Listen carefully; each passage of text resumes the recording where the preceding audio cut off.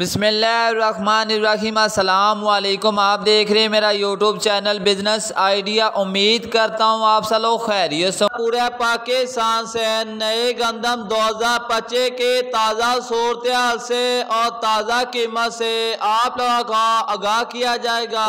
ماشاءاللہ اب آہستہ آہستہ گندم مارکیٹ میں لمحہ با لمحہ اضافہ ہوتا دیکھا جا رہا ہے، اور دیکھا جائے تو پہلے یہی گندم 2100 روپے تک سیل ہو رہے تھے، اب وہی گندم ماشاءاللہ 2400 روپے 2450 روپے اور لاہور کے اندر 2550 روپے تک مارکیٹ آ چکی ہے۔ اور گلا منڈی جڑا والے کی بات کی جائے تو 2350 روپے سے لے کر 2400 روپے، اور ننکانہ صاحب کے اندر 2370 روپے، لاہور کی بات کی جائے تو 2550 روپے، سیالکوٹ کی بات کی جائے تو 2350 روپے سے لے کر 2390 روپے۔